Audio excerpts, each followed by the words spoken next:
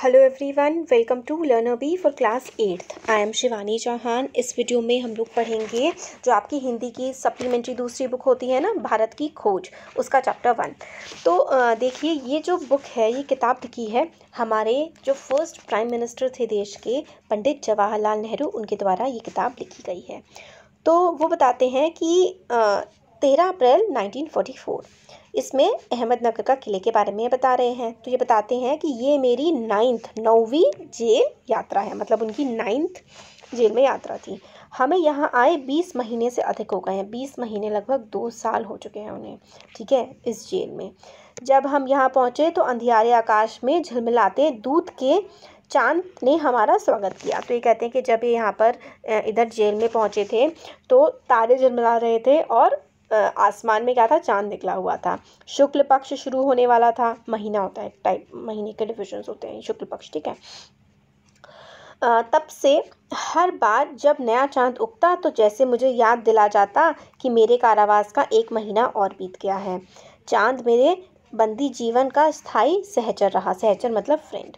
वही मुझे इस बात की याद दिलाता है कि अंधेरे के बाद उजाला होता है।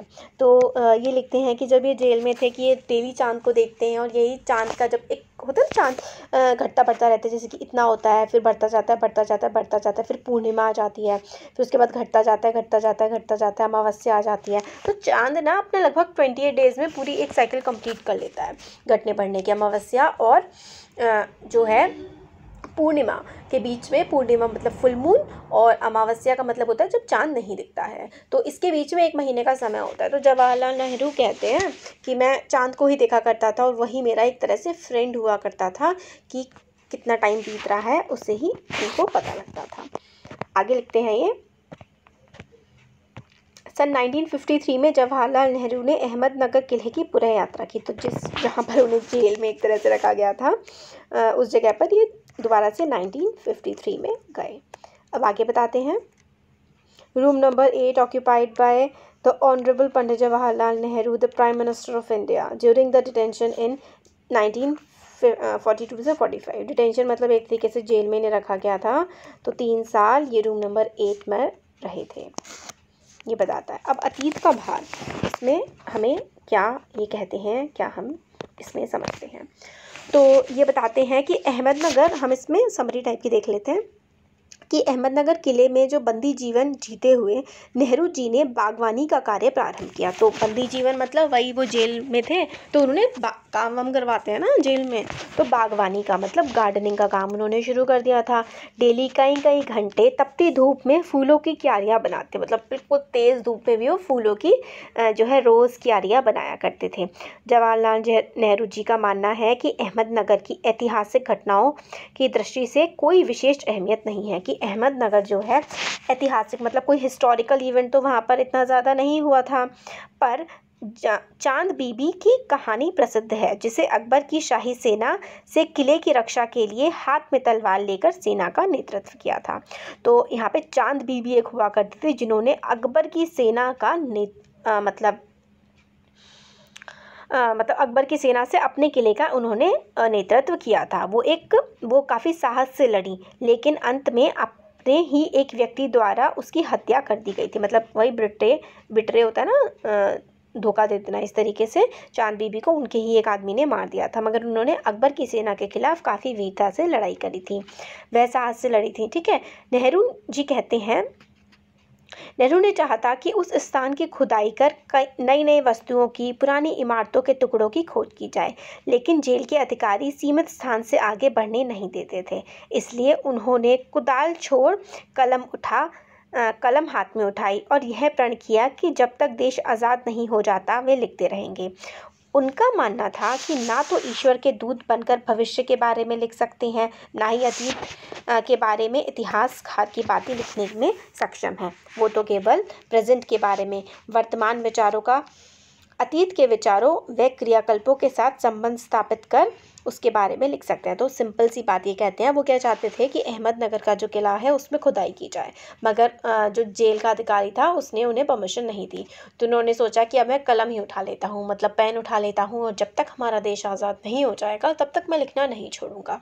और ये कहते हैं कि ना ही ये पास्ट के बारे में लिख सकते थे, ना ही ये फ्यूचर के बारे में लिख सकते थे। तो इन्होंने डिसाइड किया ये क्या करेंगे, ये प्रेजेंट के बारे में लिखेंगे। ठीक है, तो यहाँ पर कुछ शब्द जो आए थे, दूत, दूत का मतलब होता है वही शुक्ल पक्ष का दूसरे दिन का चांद, ठीक है, दूज। और सहचर वही जो फ्रेंड होता है। और यहाँ पे दुर्भंसियाँ, तो दुर्भंसियाँ भी एक शब्द यहाँ पर आया था। ये देखिए यहाँ पर मैंने तो आपको, इसमें काफ़ी टफ सी लैंग्वेज है, मैंने आपको इजी करके इसका एक्सप्लेनेशन बताया है। दुर्भिसियाँ, दुर्भिसियाँ जो होती हैं दुश्मनों या गलत इरादों से की गई संधि। ठीक है।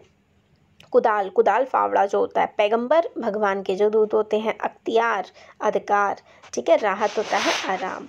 और विद्वत्तापूर्ण, ठीक है। तो विद्वत्तापूर्ण जो होता है इसका मतलब होता है ज्ञान से इंसान भरा हुआ है। तो अहमदनगर में इन्होंने, नेहरू जी ने अपना जो है बंदी जीवन व्यतीत किया था। अब आगे आता है अतीत का दबाव। अतीत का दबाव, ये देखिए इसका जो है हम लोग मीनिंग समझेंगे पूरा, ठीक है। तो इसमें क्या है, इसमें हमें बताया जाता है नेहरू जी का मानना था कि मनुष्य के मानस पटल, मतलब मनुष्य की बुद्धि पर अपनी संस्कृति और सभ्यता की जो छाप रहती है वह अच्छी हो या बुरी, दोनों रूपों में उसे प्रभावित करती है। मतलब आप जो बचपन से सीखते आ रहे हैं, आप अपने देश के बारे में, समाज के बारे में जो भी बातें सुनते आ रहे हैं, चाहे वो अच्छी हो चाहे बुरी हो, मगर आपके माइंड पर उनका बहुत ज़्यादा इफेक्ट होता है। प्राचीन सभ्यताएँ, मतलब जो एंशिएंट सिविलाइजेशन है, जो बहुत हज़ारों सालों से, जैसे हमारे भारत की सभ्यता, तो जो प्राचीन सभ्यताओं से जुड़े लोग विचलित हो उठते हैं जब उनकी सभ्यताएं विकृत होती हैं। विकृत होती हैं का मतलब है टूटती हैं या फिर एक तरीके से ख़त्म होने की कगार पर पहुंच जाती हैं। तो जो बहुत ही पुरानी सभ्यताएं होती हैं, जब उनमें कुछ दिक्कतें आती हैं तो उस सभ्यताओं में रहने वाले जो लोग हैं वो विचलित हो जाते हैं, परेशान हो जाते हैं जब उनकी सभ्यताएं थोड़ी ख़त्म होने की कगार पर आती हैं। वो वातावरण उन्हें दम घुटने जैसा लगता है। जैसे कि भारत और चीन की सभ्यताएं बहुत पुरानी रही हैं। नेहरू जी का सोचना है कि उनकी विरासत क्या है। नेहरू जी सोचते हैं कि उन्होंने क्या पाया है। विरासत होती है वो चीज़ कि आखिर मेरी विरासत क्या है, आखिर मैंने क्या पाया है इस देश से, या फिर मैं किसका उत्तराधिकारी हूँ। उत्तराधिकारी मतलब कहाँ से मैं आया हूँ या फिर किसको मैं अडॉप्ट करूँगा। फिर स्वयं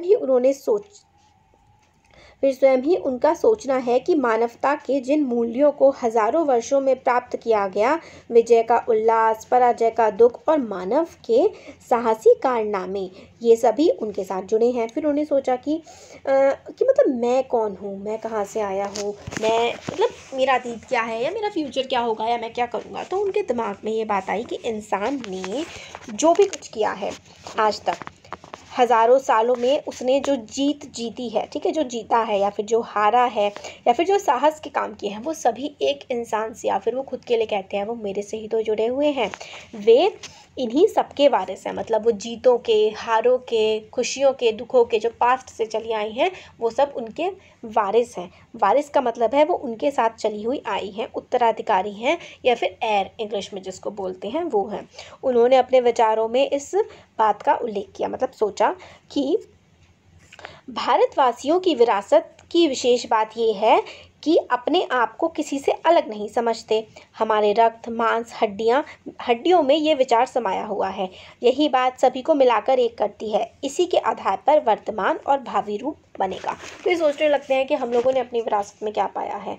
तो ये आगे कहते हैं कि जो ह्यूमन, मतलब स्पेशली जो इंडियंस हैं ना, वो खुद को किसी से अलग नहीं समझते हैं। वो समझते हैं कि सबका खून, सबका मांस, सबकी हड्डियाँ जो हैं ये सब एक ही हैं, सब एक ही विचार से बने हुए हैं। और यही बात जो है, यही हमारी सभ्यता में हमें यह सिखाती है कि हमें सबके साथ मिल करके रहना चाहिए, और इसी आधार पर हमारा प्रेजेंट है और हमारा फ्यूचर जो है वो भी इसी आधार पर बनेगा कि हम सब लोग एक हैं, हम सब लोग इसी भारत के नागरिक हैं, इसी भारत के रहने वाले हैं। इसी विचार से हमारा फ्यूचर भी बनने वाला है। यही जो है बात हमें जवाहरलाल नेहरू जी इस चैप्टर में समझाते हैं। तो यही था इस चैप्टर में अतीत का दबाव कि हमने अपने पास से क्या सीखा है, और अतीत का भार जो है वो कहते हैं कि मैं अतीत के बारे में लिखूं, फ्यूचर के बारे में लिखूं, क्या लिखूं, फिर कहते हैं नहीं मुझे प्रेजेंट के बारे में लिखना है। तो ये हमारा हो गया एक्सप्लेनेशन इसका पूरी की पूरी। ठीक है, कैसा लगा वीडियो ज़रूर बताइए, अच्छा लगा तो लाइक करिए, चैनल को सब्सक्राइब करिए, अपने फ्रेंड्स के साथ तो ज़रूर शेयर करिएगा। ठीक है, थैंक यू।